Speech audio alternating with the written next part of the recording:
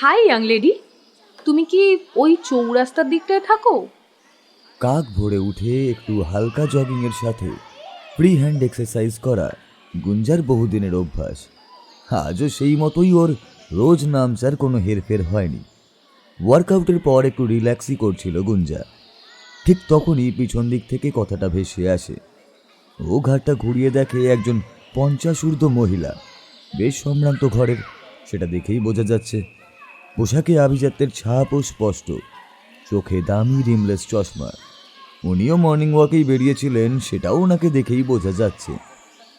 একটু ভ্রু কুঁচকে গুঞ্জা উত্তর করল, না তো, ওই যে সামনে হরিশঙ্কর চৌধুরী স্ট্রিট, আমি ওখানে থাকি, একটু ভিতরের দিক করে।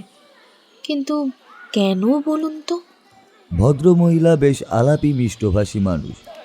একগাল হেসে তিনি এগিয়ে আসেন। ও, তাহলে বোধহয় আমি ভুল ভেবেছিলাম। যাক, নিজের পরিচয়টা নিজেই দিই তাহলে। আমি অঞ্জলি সেন, আর আমার একটাই পরিচয়, আমি প্রাণ ভরে বাঁচি আর মানুষজনকে প্রাণ ভরে বাঁচার পথ দেখাই। যদি তোমার আমার সাথে কথা বলে ভালো লাগে তাহলে বলো, আমরা কথা বলা চালিয়ে যাই। আর যদি ভালো না লাগে তাহলে সেটাও কিন্তু শটাং মুখের ওপর বলে দাও। চলে যাচ্ছি তাহলে। না মানে আন্টি, সেভাবে। দেখো মেয়ে, যদিও তুমি বয়সে আমার ছেলের থেকেও ছোট, তবু ওইসব ফর্মাল আন্টি সম্বোধন না আমার একদম পছন্দ নয়। বয়সে বেশি হতে পারি, কিন্তু মনের দিক থেকে আমি বেশ ইয়াং। আমি অঞ্জলি, শুধুমাত্র অঞ্জলি। তুমি আমাকে অঞ্জলি বলেই ডাকতে পারো। বিস্ময়ের পর বিস্ময়। গুঞ্জা কিছুই বুঝে উঠতে পারে না। এমনিতেও ও মর্নিং ওয়াকে বেরিয়ে বেশি কথা বলে না, কিন্তু এই ভদ্র মহিলা যেভাবে নিজে থেকে এগিয়ে এসে আলাপ করলেন, তাতে ওর একটা কিছু বলারও ছিল না। এই সব ভাবতে ভাবতেই আবার ওই ভদ্র মহিলার কথাতে ওর সম্বিত ফেরে। তাহলে কি ঠিক করলে বলো? গুঞ্জা আবার একটু অবাক হয়। কি ব্যাপারে বলুন তো? আচ্ছা, সে না হয় পরে বলছি, আগে তুমি তোমার সম্পর্কে কিছু বলো। এতক্ষণ তো আমিই বকবক করে যাচ্ছি। আমার ব্যাপারে আর কি বলবো?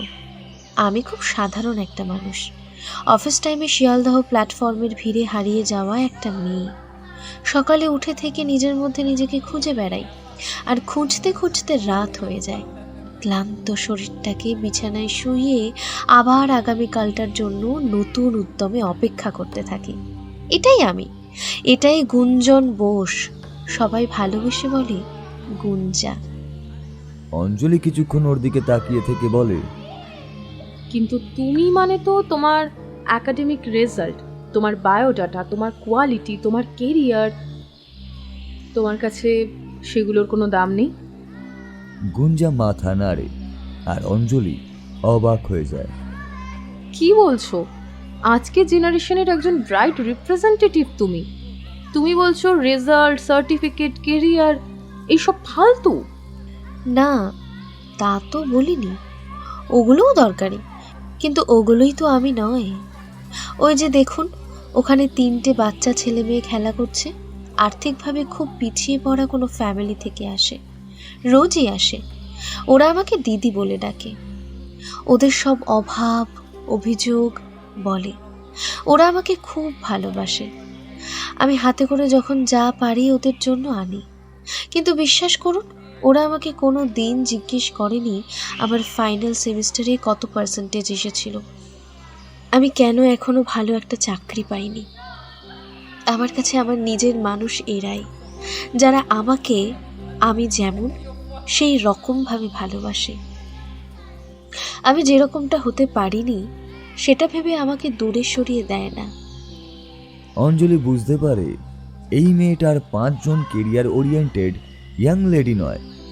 গুঞ্জার জীবন দর্শনটা ওর বেশ ভালোই লাগে, তাই আবারও জিজ্ঞাসা করে, তার মানে তুমি বলছো তুমি চাকরি করে লাইফে স্টেবল হতে চাও না, ওই ছেলে মেয়েগুলো দিদি হয়ে বাকি লাইফটা কাটিয়ে দিতে পারলেই তুমি লাইফে সাকসেসফুল, তাই তো? না, আমি তো তা বলিনি। বলেছি শুধু কেরিয়ারের পিছনে ছুটতে আমি রাজি নই, যেখানে আমি আমাকে হারিয়ে ফেলবো সেটা আমার পছন্দ নয়। আমি নিজেকে খুঁজে পেতে চাই। কিছুক্ষণ চুপ করে থেকে অঞ্জলি কথা ঘোরায়। আচ্ছা, এবার তুমি তোমার বাড়ির কথা বলো। এবার একটু বিরক্তই হয় গুঞ্জা। কিন্তু কেন বলুন তো? এত কথা আপনাকে বলবো কেন? হঠাৎই এরকম একটা উত্তরের জন্য অঞ্জলি প্রস্তুত ছিল না। একটু থতমত খেয়ে গিয়ে সামলে নেয়। আরে না না, আমি তোমাকে আমার ছেলের সাথে বিয়ে দেওয়ার কথা বলছি না। বাবু 3 বছর আগে সেপার চুকিয়ে এখন নিউ জার্সিতে সেটেল। আমার একটা পুচকে নাতিও রয়েছে। আজ তোমার সাথে যোগাযোগ হলো তাই। নিছক কৌতূহল বলতে পারো। অবশ্য তোমার যদি কোনো অসুবিধা না থাকে তাহলে কোনো চাপ নেই। গুঞ্জা ওনার কথায় এবার হেসে ফেলে। না না, কোনো অসুবিধে নেই। আমার ফ্যামিলি বলতে মা, বাবা আর ভাই, আর আমার 3 বছরের ছেলে বিভান, ওরাই আমার সব। অঞ্জলি একটু অবাকই হয়। আর তোমার হাজবেন্ড? গুঞ্জা একই রকম সপ্রতিভ। সেও আছে তার মতো করে, ভালোভাবে। শুধু তার কাছে আমাদের আর কোনো দরকার নেই আজ, এই যা। অঞ্জলি একটু দুঃখই পায় ওর কথা শুনে। I am sorry. গুঞ্জা একই রকম ভাবে ভাবলেশীন কণ্ঠে বলে যায়। এ বাবা, আপনি কেন সরি হবেন? আমরা কেউ তো দুঃখে নেই। দেখুন, আমাকে দেখে মনে হচ্ছে আমি দুঃখে আছি? আমাকে সব সময় হাসতে দেখে আমার মা বাবাও দুঃখে নেই, সমীরও দুঃখে নেই। আর ও ভালো আছে জেনে আমিও আনন্দে আছি। শুধু চিন্তা বিভানকে নিয়ে। অঞ্জলি অবাক হয়ে ওর কথা শুনতে থাকে আর পরিস্থিতিটা একটু হালকা করার জন্য আলোচনাটাকে অন্য খাতে নিয়ে যেতে চায়। আচ্ছা গুঞ্জা, তোমার বাবা কি এখনো সার্ভিস করেন? না, এই একটাই আমার দুঃখের একমাত্র কারণ। বাবা পোস্ট অফিসে সার্ভিস করতেন। 2 বছর আগে উনি রিটায়ার করেছেন। এখন ওনার পেনশনটাই একমাত্র সোর্স অফ ইনকাম। এদিকে ভাই কলেজে পড়ছে, আর বিভানের জন্য অনেকগুলো টাকা খরচ। তাই মাঝে মাঝে একটা ফ্যাকাশে হাসি খেলে যায় গুঞ্জার ঠোঁটে। ক্ষণিকের জন্য চুপ করে যায় গুঞ্জা। কিন্তু জানেন অঞ্জলি, আমি হার মানব না কোনো প্রতিকূলতার কাছে। পৃথিবীতে এসেছি যখন, এখানকার সব রূপ, রস, গন্ধ প্রাণ ভরে উপভোগ করব। যত দিন পারব বিভানকে আমি এভাবেই বড় করব। আগে মানুষের মতো মানুষ তৈরি করব। অঞ্জলি এবার ওকে আর না বলে পারেন না। কিছু মনে করো না গুঞ্জা, জীবনে সার্ভাইভ করতে গেলে তো ফিনান্সিয়াল স্টেবিলিটিটাও দরকার নাকি? তুমি নিজে কোনো চাকরির চেষ্টা করছো না কেন? গুঞ্জার মনে হলো এতক্ষণ এই প্রথম কোনো প্রশ্নে সত্যি সে আঘাত পেল। কিছুক্ষণ চুপ করে থেকে ও নিজেকে সামলে নিল। তারপরে বলল, করছি তো। যেখানে সুযোগ দেখি সেখানেই অ্যাপ্লাই করি। News paper, internet, social media কিচ্ছু বাদ দিই না। কোথাও ইন্টারভিউ তো রিজেক্ট হয়ে যাই, আবার কোথাও সিভিটাই শর্টলিস্ট হয় না। কেন এরকম কেন হয়? তোমার কোয়ালিফিকেশন কি যথেষ্ট নয় এই চাকরিগুলোর জন্য? মানে তোমার যদি কোনো... অঞ্জলি এবার একটু কৌতূহল নিয়েই জিজ্ঞেস করলো, আমি 2012-তে মাস্টার্স কমপ্লিট করেছি কম্পারেটিভ লিটারেচার, যাদবপুর থেকে। তারপর ক্যালকাটা ইউনিভার্সিটি থেকে এমফিল। তারপর কম্পিউটার অ্যাপ্লিকেশনে একটা পোস্ট গ্র্যাজুয়েট ডিপ্লোমাও করেছিলাম। কিন্তু বাহ, তাহলে তো খুব ভালো কথা। তাহলে তোমার সিভি রিজেক্ট কেন হয়ে যায়? You are quite eligible. Anjali, আপনি এতক্ষণ আমার সাথে কথা বলছেন আর এখনো ইন্টারভিউতে আমার রিজেক্টিভ হওয়ার কারণটা বুঝলেন না? অঞ্জলি ভীষণ অস্বস্তি নিয়ে ঘাড় নাড়ে। সত্যি আমি বুঝতে পারছি না। লাস্ট উইকে সিএম ইনফ্রাস্ট্রাকচার লিমিটেডে ইন্টারভিউ ছিল, রিটেন পাস করলাম। একটা অফিস অ্যাটেন্ডেন্টের পোস্ট ছিল। প্রায় দুপুর 2টো অবধি বসে থাকার পর বলল আমি ফাইনাল রাউন্ডে সিলেক্ট হইনি। কিন্তু বিশ্বাস করুন, আমি খুব ভালো অ্যান্সার দিয়েছিলাম। তারপর? আমি আসলে চাকরিটার জন্য এতটাই ডেসপারেট হয়ে পড়েছিলাম যে ওদের এইচআর রুমে চড়াও হই, শুধু আমার রিজেকশনের কারণটা জানার জন্য। অঞ্জলি খুব মন দিয়ে ওর কথা শুনছে। হ্যাঁ, তারপর কি বললেন ওনাদের এইচআর? তারপর ওখান থেকে জানতে পারি ওনাদের ভার্চুয়াল পলিসি আছে। আমার মতো ডার্ক কমপ্লেক্সনের ক্যান্ডিডেটকে ওনারা নেন না অফিস জবের জন্য। এতে নাকি ওনাদের স্ট্যাটাস নষ্ট হতে পারে ওনাদের ক্লায়েন্টদের কাছে। অঞ্জলি অবাক হয়ে গিয়ে বলল, এটা ওখানকার এইচআর তোমাকে বললো? না, সরাসরি নয়, ওখানেও অনেকক্ষণ বসে থাকার পর ওনাদের একজন পিওন বলল মিছিমিছি বসে টাইম নষ্ট না করে বাড়ি চলে যেতে। অঞ্জলি মাথা নিচু করে কিছু একটা ভাবতে থাকলো, কিছুই বলল না। এদিকে গুঞ্জা বলেই চলেছে, আচ্ছা অঞ্জলি, বলুন তো, আমার এই কমপ্লেক্সনের জন্য কি আমি দায়ী? পৃথিবীতে কি তাহলে ডার্ক কমপ্লেক্সনের লোকেদের বেঁচে থাকার অধিকার নেই? তাদের সন্তানদের বড় করে মানুষের মতো মানুষ করার অধিকার নেই? চাকরিটা আমার ভীষণভাবে দরকার, জানেন তো অঞ্জলি। আসলে বিভানের জন্য, আমার নিজের জন্য কিচ্ছু চাই না। বাবা মা আমাকে বড় করেছেন, ভালোবেসে সমীরের সাথে নিজের পছন্দেই বিয়ে করেছিলাম। বিয়ের বছর দুয়েক ঘুরতেই সমীরের অফিসের প্রমোশন হলো, ও কলকাতা চলে এলো ইংলিশ বাজার থেকে। কিন্তু সেই আশাটাই আমার কাল হলো। কলকাতা এসে কোম্পানির অফিসার সমীর বুঝতে পারলো যে কালো বউকে নিয়ে অফিসের পার্টিতে গেলে মান সম্মান থাকবে না। সেই শুরু। বছর ঘুরতে না ঘুরতেই বাবার সংসারে ঘাড়ে এসে পড়লাম। আর সমীরও আমাকে আর বিভানকে ঘাট থেকে নামাতে পেরে হাঁফ ছেড়ে বাঁচল। অঞ্জলি এই বিষয়ে কথা বলতে একেবারেই পছন্দ করে না। খুব অড একটা ফিলিং মনে হয়, তবুও জানতে চায়, আচ্ছা, তোমার হাজবেন্ড কোনো খোরপোশ দিচ্ছে না? গুঞ্জা একই রকম সপ্রতিভ। না, আইনত দিতে হতো, কিন্তু আমি টাকা পয়সা চাইনি। আর আমি যেটা চেয়েছিলাম সেটা সমীর দিতে পারেনি। অঞ্জলির এবার অবাক হওয়ার পালা। মানে কি চেয়েছিলে তুমি? কিন্তু তোমার ফ্যামিলির সাপোর্টের জন্য এই মনিটারি হেল্পটা তো দরকার, আর তাছাড়া এটা তো তোমার নৈতিক অধিকার। একটা ছোট্ট দীর্ঘশ্বাস বেরিয়ে আসে গুঞ্জার মুখ থেকে কয়েক সেকেন্ডের বিরতির পর। তারপর বলতে থাকে, হ্যাঁ, মস্তিষ্ক দিয়ে বিচার করলে একদমই তাই। কিন্তু আমি ওর কাছে এক মুঠো বালি চেয়েছিলাম। বিয়ের পর আমরা পুরী গেছিলাম। আমাদের অনেক স্বপ্ন তখন দুচোখ জুড়ে, দুজনকে নিয়ে দেখা দুজনের জন্য। মনে আছে, বিচে বসে আমরা ঘন্টার পর ঘন্টা গপ্প করতাম। যে 3 দিন ছিলাম সমুদ্রে, তো আমি আগে যাইনি, মানে যাওয়া হয়ে ওঠেনি। স্নান করার সময় পায়ের তলা থেকে বালিগুলো সুরসুর করে সরে যেত। আমি খুব ভয় পেতাম। তখন সমীরই আমাকে হাত ধরে মনে সাহস জোগায়। একটু ভয়টা কাটলে আমরা দুজনে খুব হাসতাম। আমি আমাদের সেই স্মৃতিমাখা এক মুঠো বালি চেয়েছিলাম ওর কাছে।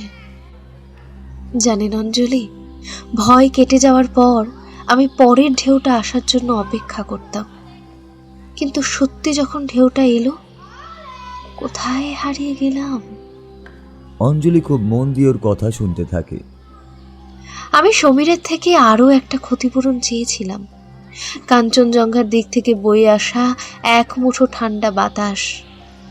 ও সেটাও দিতে পারেনি।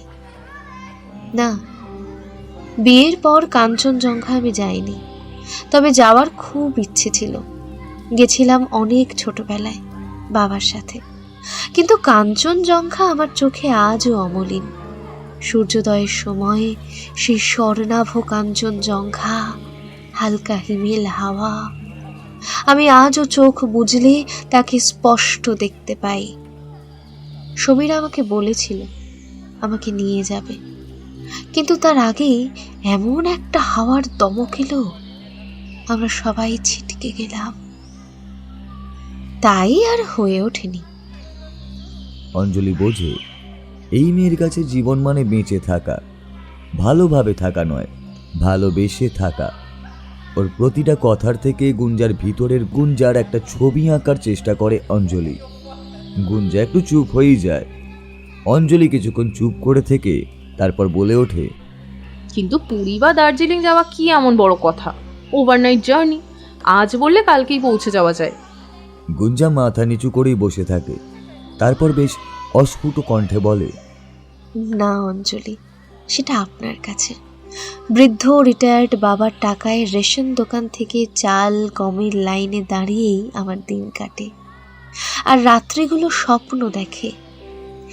এর বেশি কিছু আমার কষ্ট, কল্পনা। বলেই একরকম স্প্রিংয়ের মতো লাফিয়ে ওঠে গুঞ্জা। একগাল হেসে বলে, জানেন তো, আমি ঠিক করে দেখেছি, আমি যখন চাকরি পাবো তখন সবাইকে নিয়ে আমি পুরী যাব, বাবা, মা, বিভান, সবাইকে। অঞ্জলি একটু অপ্রস্তুত হয়ে পড়েছিল। ওর কথায় কোনোভাবে গুঞ্জা আঘাত পেয়েছে ভেবে তারপর ওকে হাসতে দেখে ও নিজেও একটু শান্তি পায়। নিশ্চয়ই, আর যদি চাও তাহলে তোমার এই বন্ধুটাকেও সঙ্গে নিতে পারো। জানো তো, আমি বহুবার পুরী গেছি, দার্জিলিং গেছি, ইউরোপ আমেরিকার অনেক সি বিচে গেছি, পার্টি করেছি, অনেক পাহাড়েও গেছি, ট্রেকিং করেছি, কিন্তু বিশ্বাস করো কখনো তোমার মতো করে এক মুঠো বালি নিয়ে আসতে চাইনি, পাহাড়ের এক মুঠো ঠান্ডা হাওয়াকেও ধরতে চাইনি। তুমি আমাকে সেগুলো শিখিয়ে দেবে তো প্লিজ? আসলে এগুলো আমার পাগলামি, আমার খামখেয়ালিপনা বলতে পারেন। এসব একদম সিরিয়াসলি নেবেন না। অঞ্জলি শুধু ওর দিকে তাকিয়ে থাকে, কিছুই বলে না। গুঞ্জার ভিতরের গুঞ্জাটাকে ধীরে ধীরে পড়তে পারছে এবারও।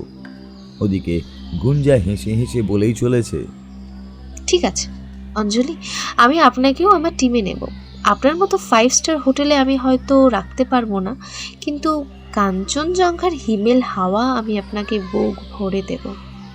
যাই হোক, এখন উঠি, আজ আবার একটা ইন্টারভিউ আছে, দেখি যদি হয়ে যায়। কোথায়? ওই একটা আন্তর্জাতিক স্বেচ্ছাসেবক সংগঠনে, পার্ক স্ট্রিটে ওদের কলকাতার অফিস, মেন অফিস ইউএসএতে। শুনেছি সারা পৃথিবীতেই ওদের নানা প্রজেক্ট নিয়ে কাজ হয়। হো, তাই বুঝি? বাহ, অল দ্য বেস্ট। কিন্তু তোমার পোস্ট কি? আবার সপ্রতিভ হেসে ওঠে গুঞ্জা। পোস্ট কিছু নয়, গ্রুপ ডি স্টাফ। ওই অফিসে টেবিলে টেবিলে চা জল দেওয়ার কাজ। মনে হয় এর জন্য ওরা কালো মেয়ে নিতে অস্বীকার করবে না। কি বলেন অঞ্জলি? কথাগুলো বলার সাথে সাথেই ওর গলায় যেন কোথাও একটা হতাশার সুর শুনতে পায় অঞ্জলি। তুমি মাস্টার্স করেছো বললে, আর তুমি কি না টেবিলে টেবিলে চা জল দেওয়ার চাকরি করবে? দেখুন অঞ্জলি, ওটা তো আমার অলংকার, অহংকার নয়। আর চাকরির দরকারটা আমার বর্তমান, আর সেটা দাঁড়িয়ে আছে একটা কঠিন বাস্তব মাটিতে, যেখানে আমার স্কিন কমপ্লেকশনটা কর্পোরেট জগতে প্রেজেন্টেবল নয়। তাহলে আপনি বলুন আমি কি করব? ওই অর্গানাইজেশনটা এত দুস্থ অসহায়দের সাহায্য করে, আর আমাকে একটা জব দেবে না? কি বলেন? আমিও তো অসহায় দুস্থ, তবে আমি সাহায্য চাইছি না, একটা সুযোগ চাইছি নিজেকে প্রমাণ করার। দেবে না ওরা একটা সুযোগ আমায়? অঞ্জলি বোঝে এই মেয়েকে পড়ে ফেলা এত সহজ নয়। বুঝলাম। তো স্যালারি কত দেবে জানো? না, জানি না। শুনেছি 4,000 মতো, আর ওভারস্টে করলে এক্সট্রা। সব মিলিয়ে ওই 1,500 টাকা হবে। অঞ্জলি বেশ শান্ত মাথায় ধীরে ধীরে ওকে আবার জিজ্ঞেস করে, তো এই 5,000-এ পুরী কাঞ্চনজঙ্ঘা সব হয়ে যাবে? গুঞ্জা এবারও কনফিডেন্ট।